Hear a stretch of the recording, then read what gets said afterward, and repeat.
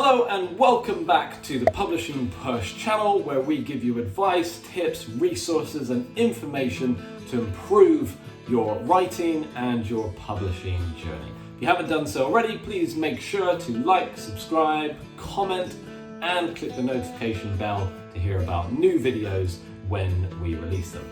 Today I'm going to talk to you and give you 5 tips on publishing your children's book. 5 reasons you should go ahead and publish your children's book.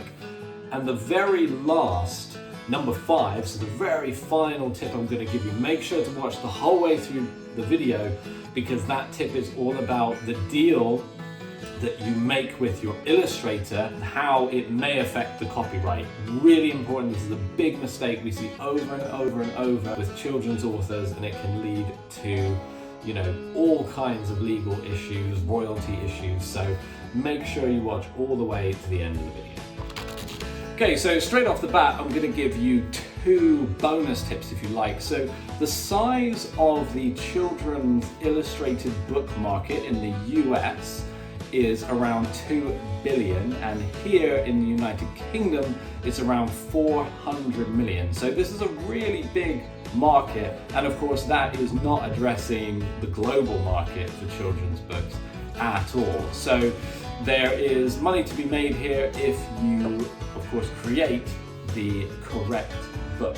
Okay, so tip number 1, it's really important to hone your vision for your book. And the reason this is so important is as you go through the book, as you go through the editing process, and as you get to the creation of your illustrations, you're going to need to be so clear on your vision, because the illustrator is going to need as much information as possible in order to create the best illustrations they can for you. So you have to be incredibly clear on your characters, on the scenes, on the style you want, and really think about how you want that book to appear when it's sat there on the shelf. So make sure to spend a lot of time honing your vision.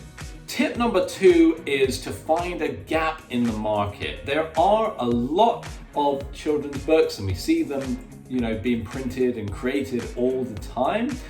The reason is it is a big market, as we explained at the start of the video, but also children, they're small children's books, so children get bored, they want more books. So parents will buy a large quantity of children's books, but still it's important to find a gap in the market. A good example of this is a book called Maxie's Super Ears. So it's all about a young child who has a hearing aid.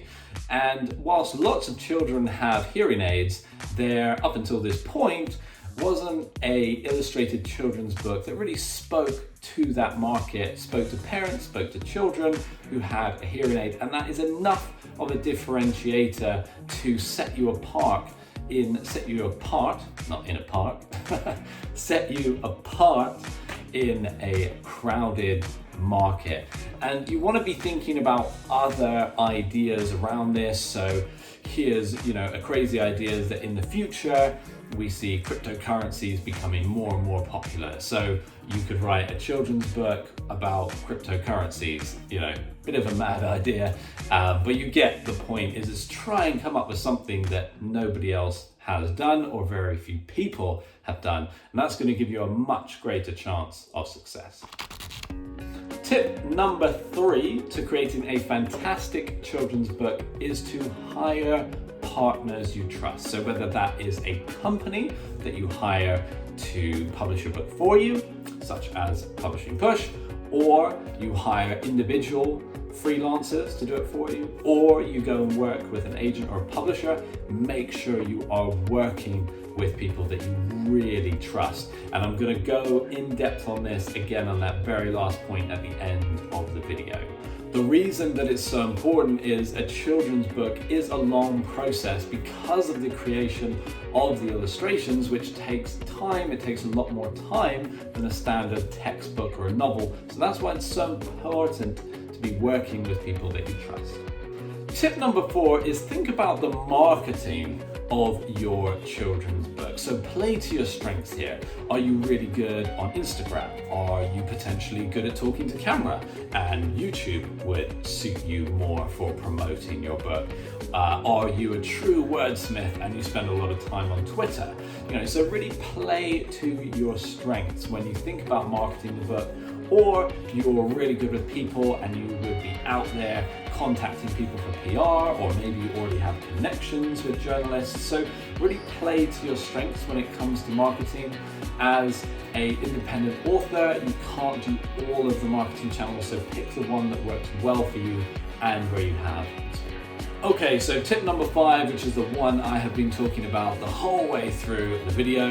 If you're still here, please make sure to like, subscribe, comment. It really helps us to share this video with more people. Right, on with that final point. So the final point is to really know the deal, contract, or the terms with your illustrator. So I've seen this time and time again where an author has worked with an illustrator, but they haven't made the terms of the deal clear.